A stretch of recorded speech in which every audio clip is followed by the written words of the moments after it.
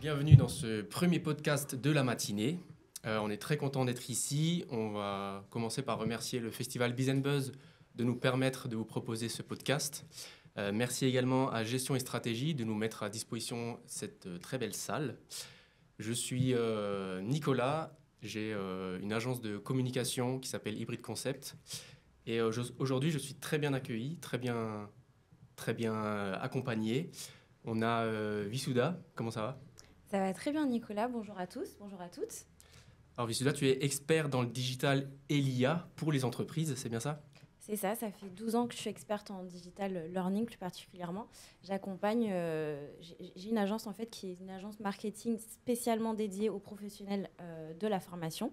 Et je les accompagne pour digitaliser et intégrer l'IA pour développer leur activité.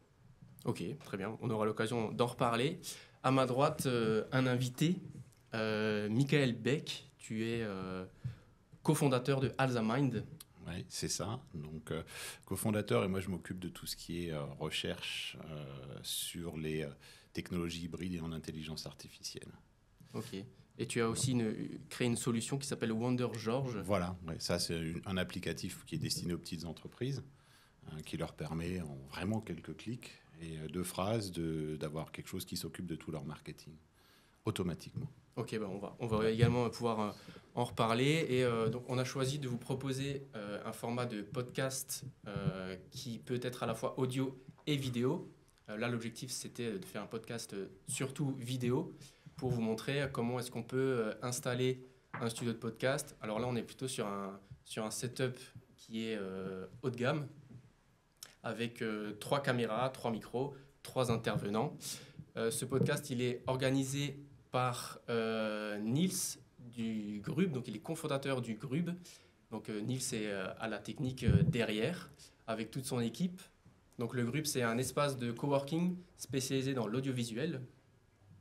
On a Visouda aussi qui participe à l'organisation de ce podcast et moi-même. Donc on est très content de pouvoir vous parler ce matin sur le premier podcast d'IA et de création de contenu.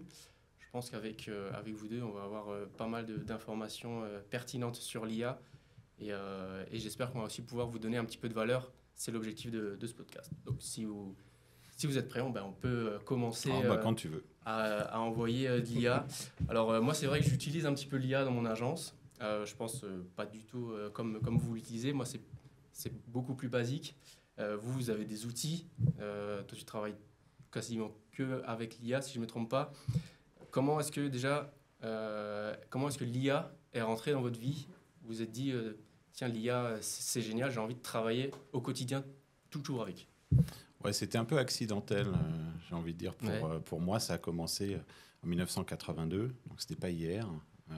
Quand j'avais 8 ans avec le premier ordinateur, il n'y avait évidemment pas d'IA à cette époque-là, mais c'est ce qui a déclenché certains fonctionnements dans l'esprit. Et l'IA à proprement parler, on est rentré dedans en 2016-2017 aux États-Unis, où on vivait et où on avait eu une demande d'un gros cabinet médical qui souhaitait pouvoir évaluer le potentiel de cancer chez des patients qui n'en avaient encore aucun signe. Et on se dit pourquoi pas, à l'américaine. On ne savait pas du tout comment on allait le faire, mais on s'est dit pourquoi pas.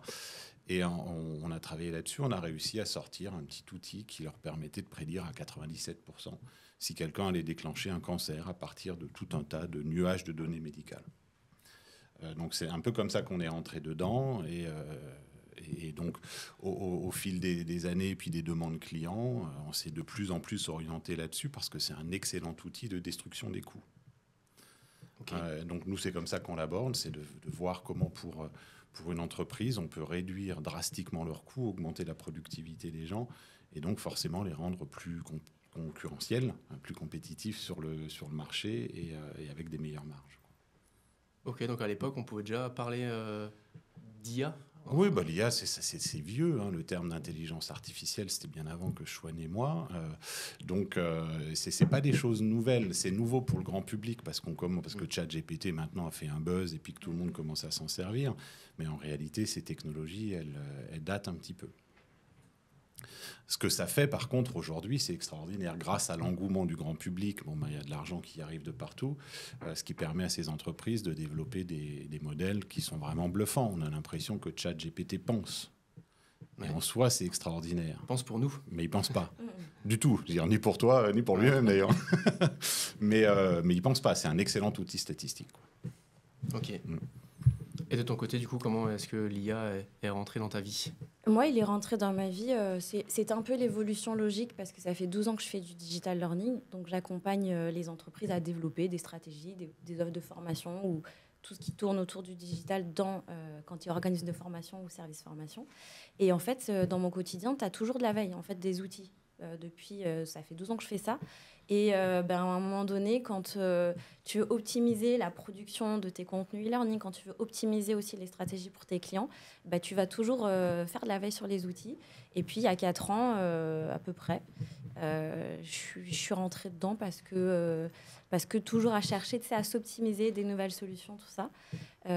Comme un peu tout le monde, j'ai pratiqué, testé du ChatGPT ou des outils qui étaient à l'époque... où tu avais des requêtes qui étaient très sommaires à l'époque. Et puis après, très rapidement, j'ai été contactée par plein d'auteurs ou de créateurs d'outils qui intégraient de l'IA, notamment dans la formation. Et c'est comme ça que c'est ancré dans mon quotidien. Et puis maintenant, j'ai la capacité, tellement que je fais de veille, finalement, de les proposer à mes clients. Ok. Et du coup, tes clients travaillant avec toi, qu'est-ce qu'ils vont opter ? Quelle est la valeur ajoutée ? Comment tu vas travailler avec eux sur cette partie IA, formation digitale ? Alors, en fait, j'ai vraiment sur tous les volets de mes 5 pôles, de la stratégie jusqu'à la création de pages de vente ou tout ce qui va être pour ta prospection. Et du coup, je vais l'utiliser, par exemple, là, un dernier dirigeant qui avait besoin d'automatiser le côté un peu assistante. Donc, on a mis en place quelque chose avec toutes tes visios que tu fais en R1, en rendez-vous client, prospection numéro 1, sont enregistrés avec de la vidéo, retranscrits, puis il y a un outil qui va te faire un résumé. De ce résumé, on va pouvoir créer automatiquement le mail qu'il envoie après à ton client ou qui te prépare le mail, parce que moi, j'ai quand même cette vision que le digital et l'IA sont là pour sublimer l'humain et pas le remplacer. Donc, il n'y a jamais 100% une IA qui envoie quelque chose, en tout cas chez moi, dans ma façon de travailler. Donc, ça permet à ce dirigeant de optimiser, usiner ou créer une chaîne de valeur automatique et qui fait qu'il a gagné à peu près une demi-journée de travail par semaine pour envoyer ses comptes rendus après des rendez-vous de prospection. C'est un exemple. Ok, super. Donc, les entreprises vont pouvoir gagner du temps et être plus productifs sur les tâches qu'ils ont à faire pour développer l'entreprise. C'est ça. Et tu n'as pas que du temps parce que du coup, grâce au temps qu'il économise, il va plus passer de temps en rendez-vous. Avant, c'était, il faisait 1 heure de rendez-vous. Ça lui prenait une demi-journée tous les vendredis pour s'organiser, pour créer ses comptes rendus. Maintenant, au lieu de faire 1 heure de rendez-vous où en fait, il écoute vraiment peut-être à 50% et il prend des notes, il est vraiment focus à 100%. Il va prendre des notes à la marge qui sont clés sur le non-verbal, par exemple, ou sur la façon dont ce que la personne aime ou ses émotions. Il va vraiment passer 1 heure qualitative à écouter, etc. Et du coup, il passe plus de temps dans sa semaine à quelque part chercher du business. Parce que du coup, maintenant, vu qu'il a une demi-journée d'économiser, il peut rentrer plus de rendez-vous. Donc, on fait économiser du temps, mais aussi de la qualité dans les relations humaines. C'est travailler moins pour gagner plus, un petit peu, pour reprendre des slogans politiques, mais c'est vrai qu'il y a de ça. Et pour rebondir sur ce que tu dis, on constate quand même quelque chose, en tout cas chez nous en interne, puisque dans toute l'équipe, tous les ingénieurs travaillent avec de l'IA, ils écrivent quasiment plus de code, ils le pensent. On constate quand même une surcharge intellectuelle. C'est-à-dire que écrire du code, quand tu sais le faire, c'est pas très fatigant. Penser le code, c'est fatigant. Et donc, il faut qu'on aménage un petit peu les méthodes de travail, parce qu'évidemment, on gagne en productivité, mais ça tire sur l'esprit humain. Et ça, je pense que c'est quelque chose que les entreprises commencent à découvrir quand elles intègrent de l'IA, c'est que oui, ça permet d'avancer plus vite avec moins de ressources, mais les ressources qui sont là, elles, sont plus sollicitées intellectuellement. en tout cas. Ouais, c'est vrai, t'as raison. Alors, comme on dit toujours, nous, dans l'équipe, Lou, c'est l'intelligence, moi, c'est l'artificiel. Alors, forcément, j'ai un petit peu plus de mal intellectuellement à suivre. Mais ouais, c'est quand tu dis sublimer l'humain, c'est vraiment ça. C'est-à-dire que ça nous permet de nous concentrer sur les tâches où on a une vraie valeur ajoutée, ce qui est là où on pense. Sauf que c'est des tâches qui consomment beaucoup d'énergie. Donc, il faut juste être conscient de ça. Quand on met en place des solutions IA, il faut qu'elles aident les gens, pas uniquement à être plus productifs, mais aussi à les décharger un petit peu. Et donc, c'est pour ça que dans ce Wonder George, notamment, te décharge du marketing, où là, vraiment, l'objectif, c'est que tu t'en occupes plus.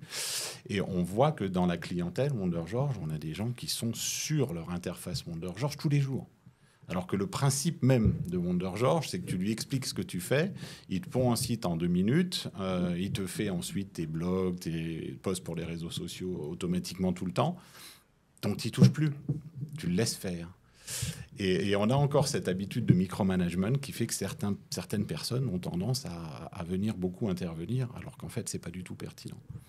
Donc il y a un apprentissage, c'est ça que je veux dire, c'est-à-dire que quiconque qui commence à utiliser l'IA doit apprendre à comment est-ce qu'on se réorganise en tant que personne, en tant que société, en tant qu'entreprise, en tant que société humaine, j'ai envie de dire.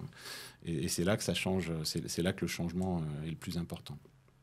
Ouais, bon, on va revenir sur tes outils. Donc, tu es cofondateur de Alzamind. C'est ça, ouais.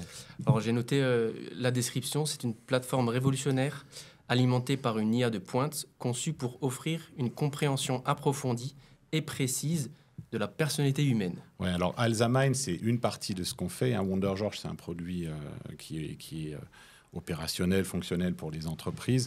Alzamind, c'est de la recherche, la recherche fondamentale. Alors, il y a 3 types de réactions par rapport à Alzamind. Tu as un premier type qui trouve ça extraordinaire, un tiers des gens, un autre tiers des gens qui pensent que c'est des conneries, tout simplement, et puis un tiers des gens à qui ça fait peur. C'est pas une intelligence artificielle, ça qu'il faut comprendre, c'est une technologie hybride, Alzamind, qui permet de décoder le programme qui te fait tourner toi. Et c'est là qu'on revient à l'histoire de 1982, parce que quand j'étais gamin, j'avais 8 ans, j'ai eu le premier ordinateur. À partir de 10 ans, je disais à mes copains à l'école que nous aussi, on vit dans une sorte de jeu vidéo ou je sais pas quoi, et qu'un jour, j'arriverai à le prouver. Et donc, c'est ce que fait Alzamind. Vous pouvez aller sur alzamind.com, c'est gratuit, vous pouvez l'essayer. Ça va vous dire des choses sur vous. Vous allez vous demander, mais comment c'est possible? Et en fait, c'est que du calcul. Ça va rien chercher sur Internet. C'est pas entraîné sur des modèles. C'est uniquement du calcul. Et ça permet de te dire qui tu es pour de vrai. Qui sont les gens autour de toi pour de vrai. Ce qui va se passer dans le futur pour de vrai. Et c'est là que généralement les gens sont très dubitatifs, mais je vous invite juste à l'essayer. Il faut poser une question du coup dessus, enfin il faut écrire. Non, tout ce qu'ils te demandent, c'est où et quand t'es né. Et puis si t'es un homme ou une femme, c'est tout, parce qu'il y a besoin de ces 3 paramètres-là pour pouvoir calculer ensuite tout le programme de. Et après il te raconte ta vie. Après il te raconte ta vie. C'est ça. Et donc nous, ça c'est de la recherche fondamentale. Ce qu'on essaye d'atteindre avec ça, c'est de la vraie intelligence digitale. J'aime pas trop artificielle, c'est de l'intelligence mécanique, quoi.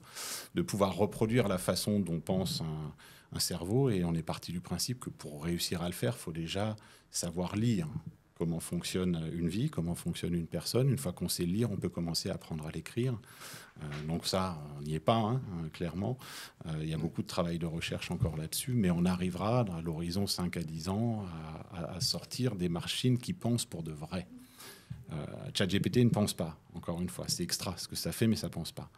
Il recueille des données et il les voilà, il prend toutes les données du monde, mais quand tu regardes un gamin de 5 ans, il sait parler, il sait échanger avec toi, il sait jouer au ballon, il sait faire tout un tas de trucs sans avoir été connecté à tout Wikipédia et à tout l'Internet mondial. Tu vois. Donc il y a une vraie différence dans la façon dont fonctionne une machine, et, en tout cas aujourd'hui, et un esprit humain. Et ce qu'on découvre dans cette recherche, en fait, on l'applique après dans des produits tels que Wonder George ou tels que Neuralcols, où on met des doses, des premières doses de vraie intelligence. C'est ce qui fait souvent la différence entre les résultats que nos clients obtiennent en utilisant nos produits par rapport à ce qu'ils trouvent sur d'autres plateformes. Je ne sais pas si sur YouTube, on est enseveli par les vidéos générées par IA, avec toujours les mêmes voix, le même type de langage. Et ça, l'esprit humain est assez fort pour le repérer. Tu es tombé sur 3-4 vidéos IA, tu les repères et puis tu passes à la suivante rapidement. Tu vois. Et je pense que là, quand on ajoute cette petite dose d'intelligence, le client se rend plus compte que c'est de l'IA. Ok. Et suite à ça, du coup, tu as créé l'outil WonderGeorge. C'est ça, ouais. Là, qui est vraiment un service pour les entreprises. Ouais, alors ouais, ça c'était un besoin qu'on a ressenti parce qu'aux États-Unis, on fait toujours du développement sur mesure autour de l'intelligence artificielle pour des entreprises qui ont des besoins spécifiques. Comme l'histoire des médecins pour détecter du cancer ou ce genre de choses-là. Et puis, on avait de la demande de petites entreprises. Est-ce que vous pouvez nous développer une application mobile, par exemple? Ça, c'était une grosse demande 2016, 2017, 2018. Et on leur disait, oui, mais c'est pas rentable. Vous faites pas suffisamment de chiffres pour amortir rapidement l'investissement dans une application mobile. Et donc, on a commencé à développer de l'algorithmie pour pouvoir produire automatiquement des applications mobiles en utilisant des techniques IA et faire tomber le tarif qui, à l'époque, était autour des $50 000 à $5 000. Du coup, ça devenait accessible. Mais malgré tout, tu penses aux menuisiers du coin, aux boulangers, aux maçons, aux comptables. Ils ont pas forcément ces moyens-là. Et puis surtout, quand tu essaies de travailler avec eux, tu as besoin de photos pour faire un site web. Tu mets 6 mois à voir les photos. Ils n'ont pas le temps, ils n'ont pas le savoir-faire. Donc c'est de là qu'est venu WonderGeorge. WonderGeorge, tu lui expliques ce que tu fais en 3 phrases. Et après, il se débrouille. Il fait tout seul. Ok. Et ça match avec le positionnement qu'il va avoir envie d'avoir, l'image de marque qu'il a envie d'avoir. Comment est-ce qu'on fait Ouais, c'est pour ça que c'est spécialisé petites entreprises. Parce que si tu demandes au maçon du coin son positionnement, il ne sait pas ce que c'est. Ouais. On va pas vers ça. Et c'est pas pertinent de toute manière. Okay. Pour son type d'activité, d'aller se poser des questions de branding et compagnie. Oui, c'est pertinent pour certaines boîtes, mais pas pour les toutes petites. Donc, c'est un très bon premier outil qui va leur permettre d'acquérir plus de clients. Parce que si tu es maçon et que grâce à ton référencement Google qui a été optimisé par WonderGeorge, tu as 3 clients de plus par an qui te trouvent, ça change ton business, ça change ta vie. Ça peut être 10, ça peut être 15. Et c'est un tremplin. On se rend compte aussi que parmi les tout premiers utilisateurs, on commence à avoir de la demande. Est-ce que je pourrais avoir un truc qui est un petit peu plus pointu par rapport aux besoins que je commence à rencontrer? Et là, après, on arrive sur un travail d'agence de com traditionnel. Mais WonderGeorge, c'est un excellent outil ou même quand tu démarres un business. Enfin, même Vissouda, elle s'en sert. Moi, je le vois un peu comme un levier, tu vois, un tremplin qui fait que quand tu démarres ou quand tu es entrepreneur, tu n'as pas besoin d'aller lâcher une enveloppe de 1 000 ou de 5 000 euros pour faire une première page. On est d'accord, un premier step. Tu vas sur cette solution. Là, le site, il est gratuit, quoi. Voilà. Mais c'est surtout, tu sais, c'est pour avoir vraiment une première page, comme un peu une page de vente, qui va retracer tes services que tu fais, ton histoire, etc. Et après, tu as la possibilité d'aller modifier. Hier, en live, j'ai fait une démo, on a modifié des visuels. Donc, si toi, tu fais travailler ton branding, tu vois, c'est là où je te disais que l'IA n'est pas là pour remplacer l'humain. Moi, j'ai quand même les gens qui travaillent sur le logo, le branding, etc. Et ensuite, tu veux créer une page de vente pour ton premier offre, enfin ta première offre ou ton premier produit. WonderGeorge t'offre cette solution parce que toi, quand tu es entrepreneur, tu arrives, tu sais pas en fait comment je construis un site, qu'est-ce que je vais mettre comme texte, ou est-ce que quel est le design, ou tu vois, tu penses pas du tout à cette architecture. Nous, on est dedans, donc on sait le faire pour nous-mêmes et pour nos clients. Ça. Mais le menuisier du coin, il a peut-être pas cette logique-là. Donc c'est un facilitateur. Et je trouve que c'est un peu un premier step, tu vois, une première étape qui te permet ensuite aussi d'aller chercher il va te proposer des posts de réseaux sociaux, mais pareil, c'est sur les réseaux sociaux, pardon, et pareil, c'est vraiment le premier pas. C'est pas non plus, c'est pas pour quelqu'un qui a 10 000 abonnés et qui a une communauté, tu vois. Non, puis c'est 10 euros par mois, si tu veux. Moins de 10 euros par mois, ça te fait tout. C'est un super premier outil. Mais après, quand quelqu'un qui veut vraiment se développer, ou son business se passe sur le web, WonderGeorge, c'est pas pour eux. C'est bien tu mets ça juste pendant que tu travailles sur ton projet, quelques mois, mais c'est pas la cible. La cible, c'est vraiment la petite entreprise où même tu leur demandes est-ce que tu as des photos pour faire un site web, ils savent pas. Et c'est normal, c'est pas leur métier. Donc c'est pas à nous de leur dire, c'est ce qu'on essayait de faire pendant des années, de leur dire oui mais tu sais c'est important pour développer ton business. Non, mais ils s'en foutent en fait. Ils travaillent en bouche à oreille, mais on sait aussi que le bouche à oreille c'est une forme de plafond qui t'empêche de développer ton entreprise au-delà. Et donc de pouvoir intégrer un peu de marketing dans quelque chose d'efficace qui te permet de dépasser le niveau du bouche à oreille et de l'étendre, ça apporte très vite des résultats. Donc c'est très facile avec ce genre d'outils d'apporter 15, 20%, peut-être même 25% de chiffre d'affaires en plus. Et là, les gens commencent à s'intéresser au marketing digital. Attends, pour 10 € par mois, je gagne 20% de chiffre d'affaires en plus. Comment je fais pour gagner 50% de chiffre d'affaires en plus ou 100% de chiffre d'affaires en plus? Tu vois, c'est là que ça a un impact. Puis après, tu as ceux qui n'ont pas non plus envie de se développer plus que ça, mais quand on les cherche sur Internet, on les trouve, quoi. Et puis, comme on dit toujours à nos clients, dans les petites entreprises, ceux qui veulent un beau site web avec plein de pages, plein de choses, la réalité, et vous la connaissez aussi bien que moi, c'est qu'un utilisateur, quand il passe 1 minute sur un site, tu peux aller boire du champagne, parce que c'est très rare qu'il passe autant de temps. Ce qui veut dire que la seule personne qui passe plus d'1 minute sur le site, c'est le propriétaire du site. En vérité, on arrive sur un site, on cherche, on voit si ça correspond à ce qu'on veut, et puis on cherche un point de contact. Si on parle du maçon, du menuisier, on remplit un formulaire, on appelle le numéro de téléphone qui est affiché. On passe 20 secondes, 30 secondes sur le site, pas plus. Donc ça ne sert à rien de faire 12 000 pages, à moins que ton business se passe sur le site Internet. Là, évidemment, c'est une autre question, mais ce n'est pas du Wonder George. Et tu vois, là où c'est intéressant, si tu veux, on en parlait tout à l'heure, nos métiers doivent se réinventer. Maintenant, avec une solution comme Wonder George, en fait, tu as 2 choix. C'est toi de te dire, on va aller en concurrence, et moi, je trouve ça dommage, et je l'ai plutôt vu comme un tremplin. Ou alors, se dire, on va le voir comme un tremplin. Moi, pour mes clients qui démarrent, etc., je trouve que c'est un bon démarrage. Et tu vois, je me suis réinventée dans le sens où je me suis dit, ok, je vais apprendre à utiliser la solution. Je vais quand même être créative dans toutes les idées que je vais pouvoir leur positionner, de référencement, d'action commerciale, etc. Mais on va automatiser, ou en tout cas faciliter la rédaction des posts, la création, le codage en fait, d'une page web, etc. Et donc nous, on va passer beaucoup plus de temps finalement dans ce que tu disais tout à l'heure, l'intelligence. Ouais, c'est ça, ouais. Donc en fait, on travaille beaucoup plus sur chercher des innovations, de la créativité. On va beaucoup plus travailler sur le branding maintenant du dirigeant. Là, comme tu disais tout à l'heure, que lui, il n'a aucune idée. Il se dit même pas qu'il a une possibilité d'inspirer des gens, par exemple, tu vois, le menuisier du coin, alors que c'est faux. Il y en a certains qui sont vous prenez très l'exemple de inspirants. Stéphane Aria, qui est local, c'est un Alsacien qui a 1 million de followers sur TikTok et qui est menuisier. Et il s'est mis à faire ça pendant Covid. Donc oui, il ne savait pas qu'il pouvait être inspirant, que ces trucs et astuces pouvaient aider des gens. Et maintenant, il voit le résultat. Voilà, d'ailleurs, on développe pour lui une technologie IA où tu vas discuter avec son avatar pour qu'il te crée ton aménagement de dressing, par exemple. Donc, il y a des applicatifs très simples qui permettent d'améliorer l'expérience client. Et dans le cas de ce que tu disais, Vissouda, c'est ta valeur ajoutée, elle n'est pas sur créer une page web. Elle n'est pas forcément sur écrire des blogs pour du référencement.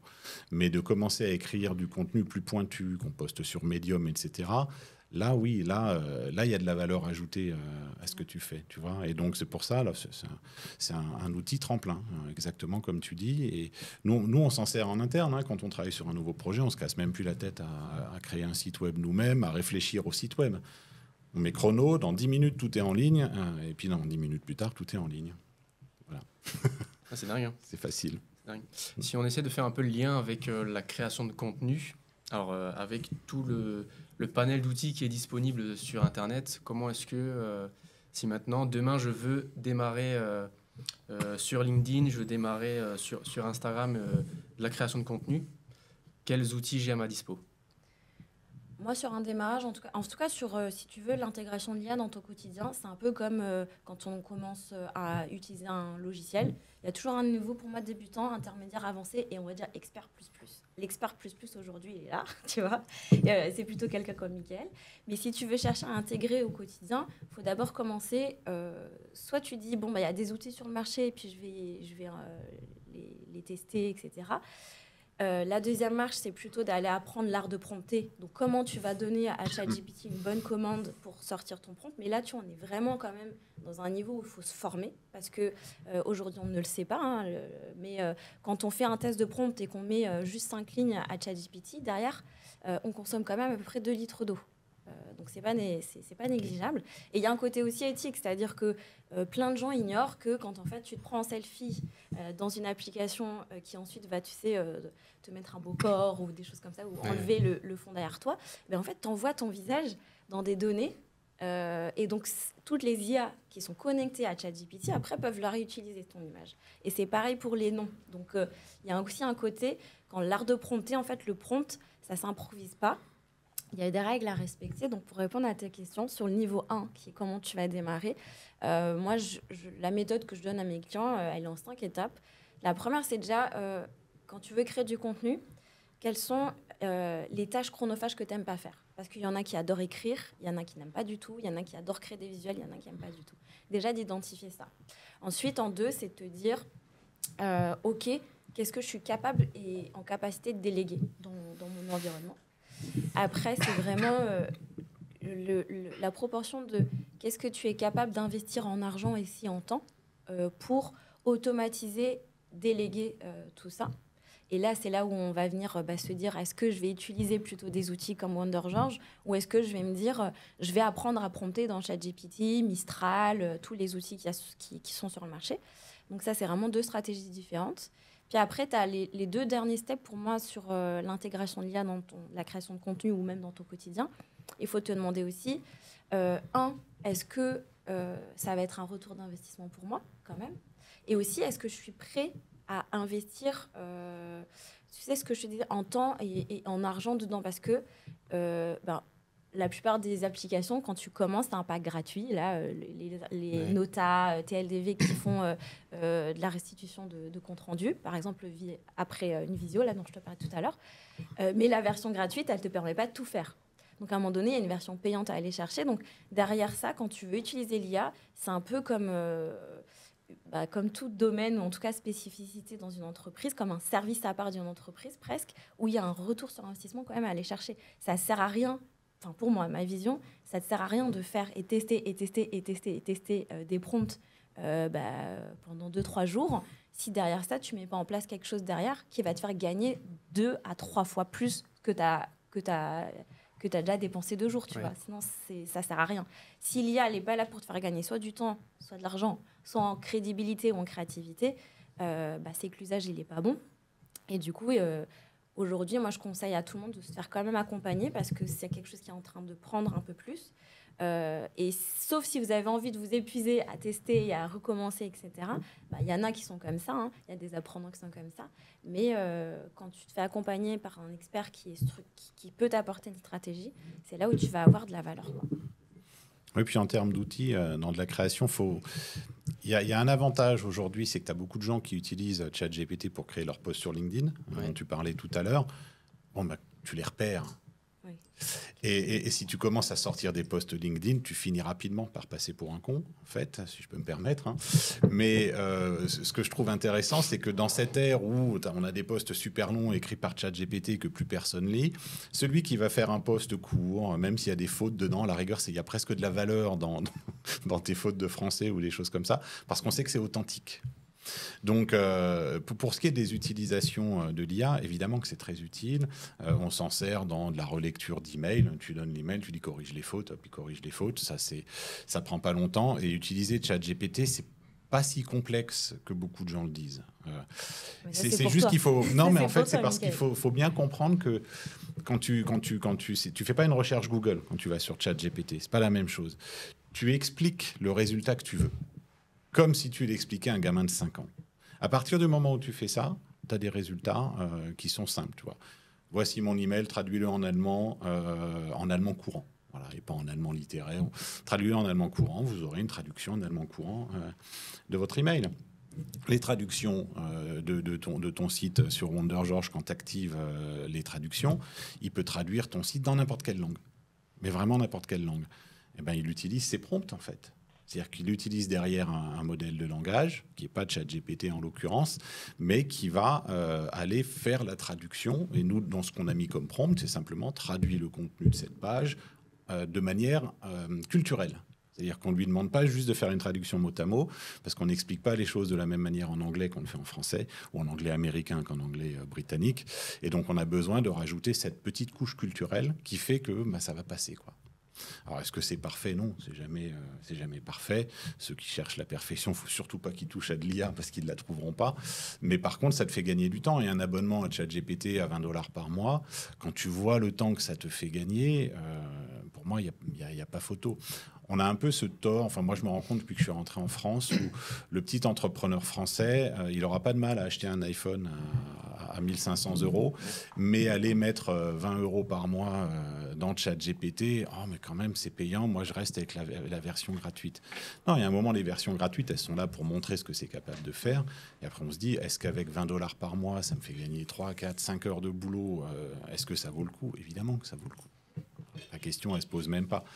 Et ce qui est génial avec l'IA, c'est que par rapport à toutes les autres révolutions qu'il y a eu par le passé, l'arrivée de l'informatique, l'arrivée de l'Internet, l'arrivée des machines à vapeur, la grosse différence, c'est qu'à l'époque, quand tu vas acheter un tracteur, même les agriculteurs aujourd'hui, ils savent ce que ça coûte. C'est extrêmement cher. L'IA, ça coûte quasiment rien. Et donc, c'est pour ça que cette révolution va se répandre rapidement, parce que mettre de l'IA dans ton entreprise, c'est beaucoup moins cher que n'importe lesquelles des révolutions précédentes. Avant, tu n'aurais jamais eu un système comme WonderJob qui sort à 10 €. Tu aurais eu une première version à 3000 balles par mois. Il y en a qui essayent, d'ailleurs.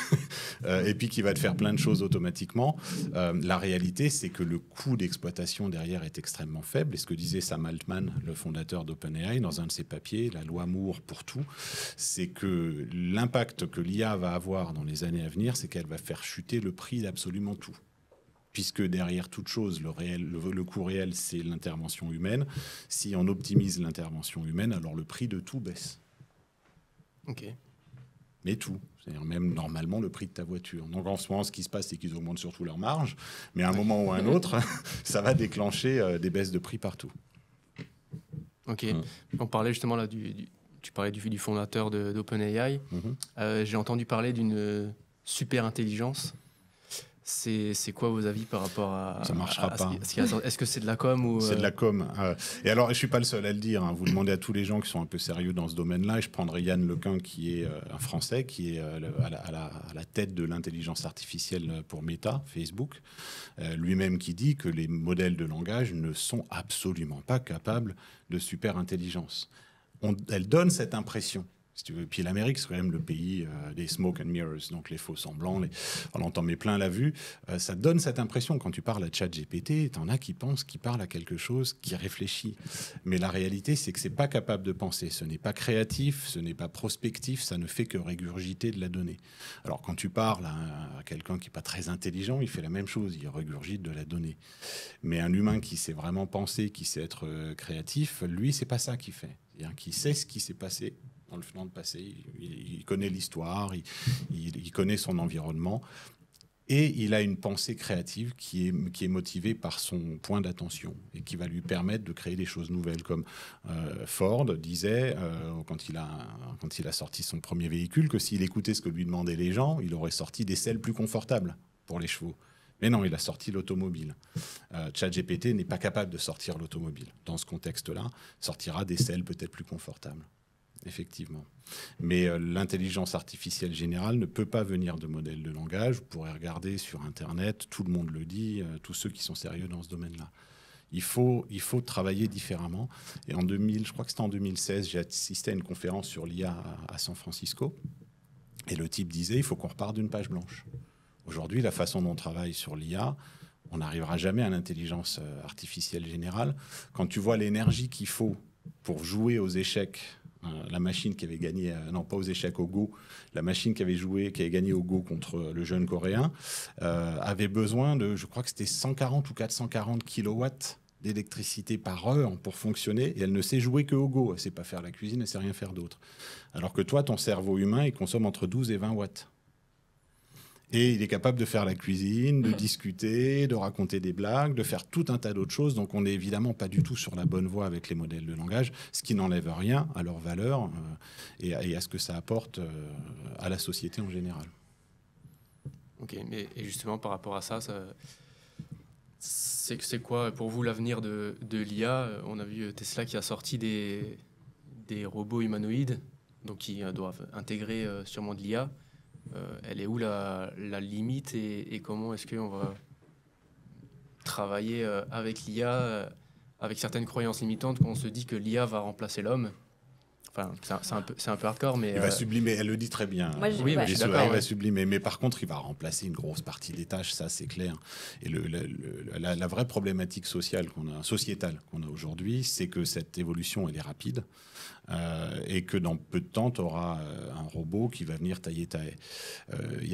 Sur les réseaux sociaux chinois, Lou était tombé sur un type qui disait « Moi, je pensais que l'IA allait s'occuper de faire les tâches de ménage, d'entretien, etc. pour que moi, je puisse faire de la musique et créer. » Et puis aujourd'hui, c'est le contraire qui se passe, c'est qu'il y a des IA qui chantent maintenant. Vous allez sur aimusic.so, des IA qui chantent et qui vous font des chansons. Mais par contre, pour balayer par terre, ça reste encore des humains. Donc oui, ça va venir et il faut qu'on se réinvente en tant que société. Le contrat social va forcément évoluer. Mais comment on doit se réinventer? Quelle ça, réflexion on doit avoir? Certaines personnes se disent, je pense qu'il y en a qui ont déjà perdu leur travail. Et dans les années à venir, ça va être pareil. Quelle réflexion on doit avoir? Comment est-ce qu'on doit réfléchir pour se dire... merde, peut-être je suis en danger par rapport à mes compétences actuelles. Comment je dois... Moi, c'est un réel sujet parce que du coup, dans la formation, je fais toujours aussi de la veille sur tout ce qui va être compétences, développement des compétences, etc. Donc, je suis très proche aussi du milieu des RH. Et il y a toujours un observatoire qui fait chaque année ce bilan des métiers qui vont disparaître d'ici 20 ans. À partir du moment où on est conscience en fait qu'on est en évolution perpétuelle, et si tu veux, moi je suis née dedans. Quand tu commences ta carrière et que tu fais du digital, et dans le digital, dans la formation, dans la montée en compétences, tu n'as pas le choix que de te réinventer tout le temps, de te mettre dans l'innovation, etc. Quand les gens comprendront qu'en fait, c'est pas parce que tu fais ton métier de la même façon depuis 10 ans qu'il va continuer à perdurer de la même façon dans les 10-15 prochaines années. En fait, se réinventer, ça fait partie du game, en fait, ça fait partie du jeu aujourd'hui. Donc, l'IA, c'est juste un peu une évolution comme Internet est arrivé, comme Google c'est devenu une référence de moteur de recherche. Dans nos voitures maintenant, on a des limitateurs de vitesse, tu vois. Alors à l'époque, quand moi j'ai passé mon permis, ça n'existait pas. Vous avez encore les poignées de Mais tu vois, pour moi, c'est vraiment une évolution, on va dire, logique, sociétale. Et à partir du moment où tu comprends qu'il faut, à un moment donné... t'adapter, t'améliorer, tu vois, on se réinvente. On réinvente notre métier. Le métier, par exemple, si je prends le métier de formateur ou le métier de consultant. Avant, on avait un grand CV, des références parce qu'on était expert dans un domaine, etc. Maintenant, si tu veux, dans tous les cabinets de consulting, on peut utiliser l'intelligence artificielle pour ne serait-ce que faire le détail d'un plan d'action qu'on va proposer à un client, ou pour avoir des données sur l'expérience ou l'expertise de ton client. Donc, tu n'as même plus besoin presque de justifier de diplôme dans ton expertise. Tu peux apprendre sur le tas.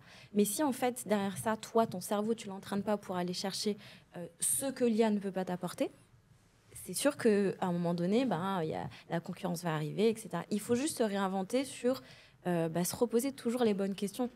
C'est quoi aujourd'hui le pain point, le point de douleur de mon client sur lequel je peux apporter de la valeur? En fait, c'est quoi le truc? Il faut s'imaginer qu'en fait, on est cardiologue, qu'on sauve des vies, et c'est quoi ce truc-là que mon client a besoin, en fait? Et c'est la clé de tout business, j'ai envie de te dire, quand tu travailles, d'aller chercher cette satisfaction client. Et mais après, ça, c'est un point de vue entrepreneur. Et là-dessus, tu as tout à fait raison. Maintenant, c'est vrai que si tu te places du point de vue de l'employé qui a une tâche, on va prendre typiquement aujourd'hui, je vais prendre juste un exemple parmi tellement d'autres, mais si ton métier, c'était d'être traducteur, aujourd'hui, les besoins, ils ont diminué de 90%. Parce qu'on se rend compte que ChatGPT, pour la traduction, marche infiniment mieux que DeepL ou que Google Translate.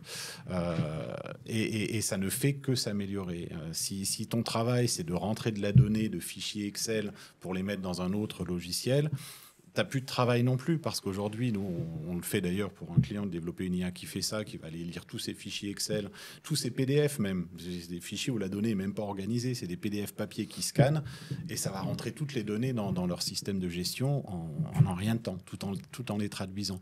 Donc c'est vrai qu'il y a tout un tas d'emplois, et notamment les emplois col blanc qui sont les premiers à être sur la sellette, qui est de la crainte, c'est tout à fait légitime.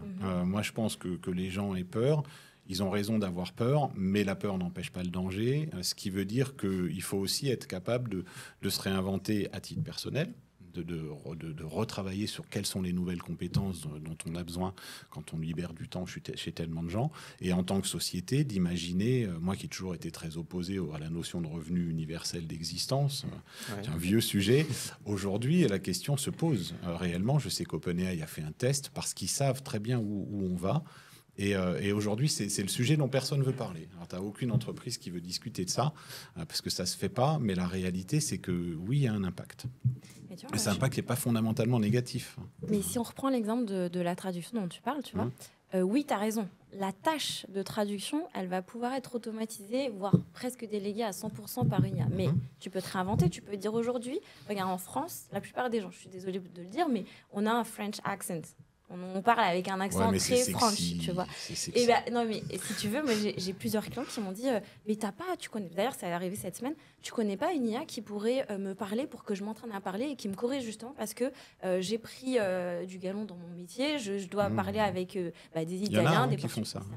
Et tu vois, si demain, en fait, ton métier à la base c'était d'apporter des solutions multilingues à tes clients, la partie traduction, ok, tu peux l'automatiser. Va chercher à développer, et ça, c'est une opportunité aujourd'hui. Donc, en fait, tu vois, tu as raison.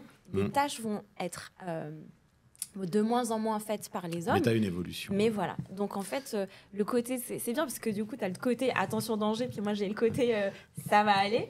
Mais, alors, moi, je ne le considère pas comme un danger. Je dis juste qu'effectivement, cette tâche-là, elle n'existe plus. Ouais. Mais tu as raison. Là, ce qui est intéressant dans ce que tu dis, et c'est ce qui se passe, c'est que les gens dont les activités antérieures sont remplacées par de l'IA, vont généralement se réorienter sur des tâches qui sont vers l'homme.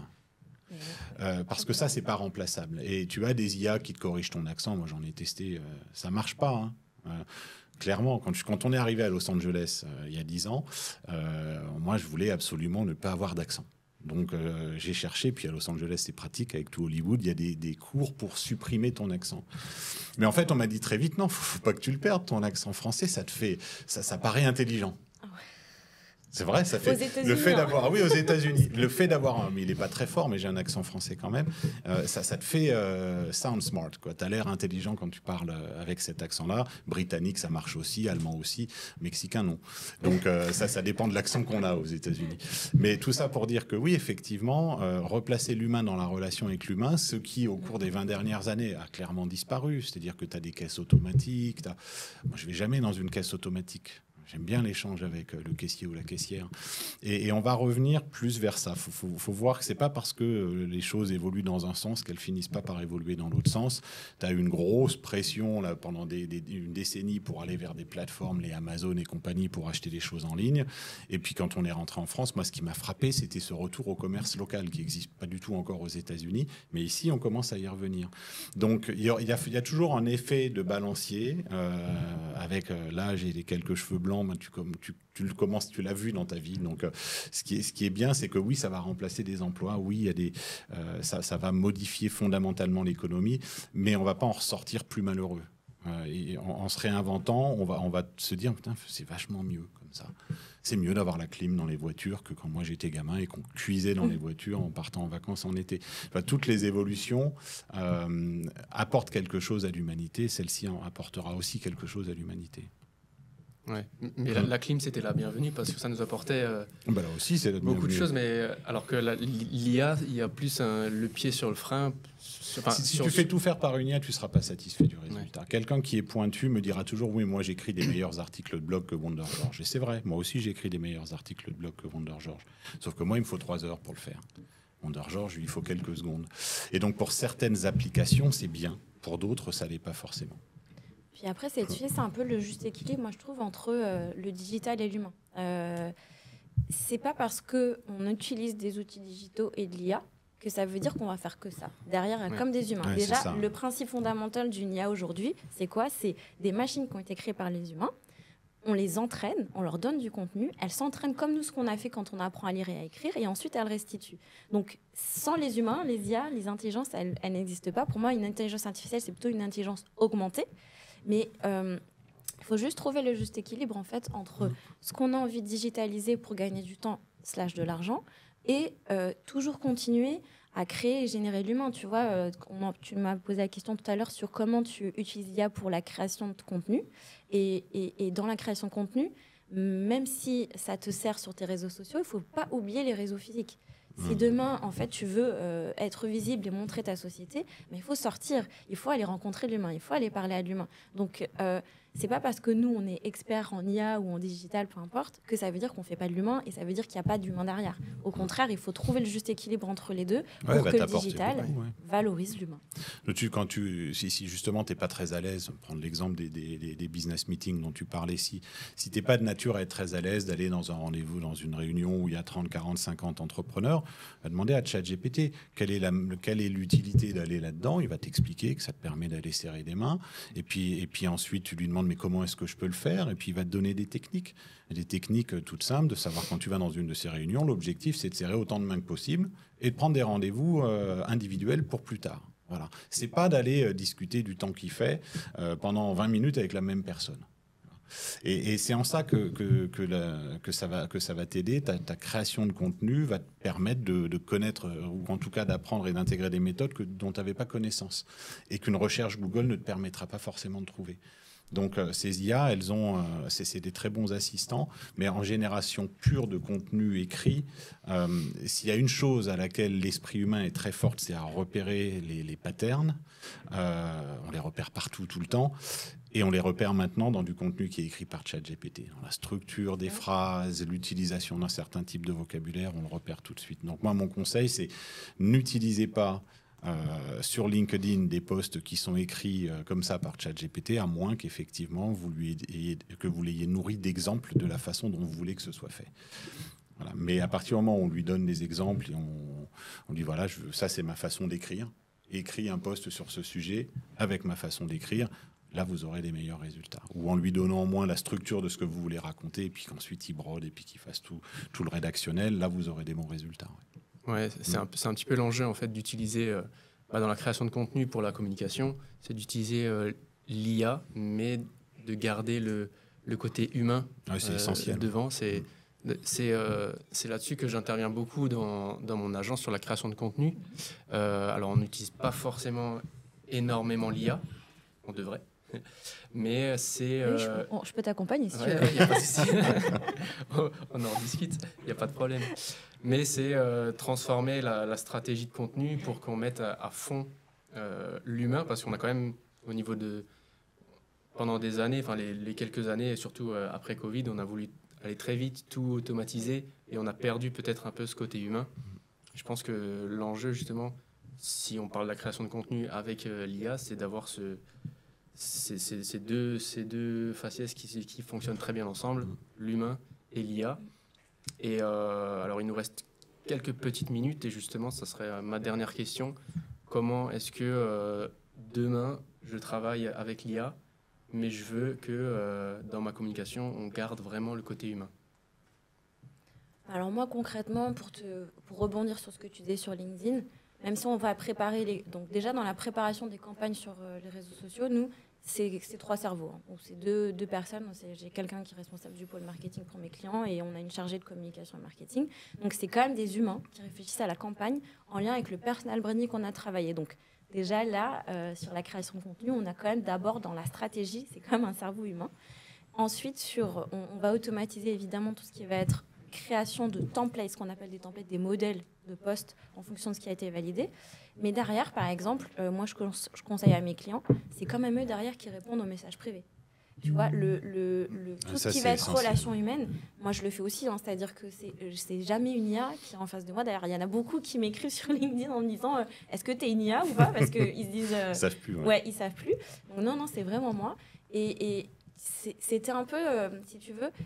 Je reprends la méthode dont je vous ai parlé. Quand tu identifies en fait les tâches chronophages à faible valeur ajoutée pour toi ou pour lesquelles tu n'es pas bon et qui te servent presque à rien dans ton quotidien à toi, bah, c'est là que tu vas voir, ouais, ok, moi, mes compétences, mes forces, elles sont à tel endroit.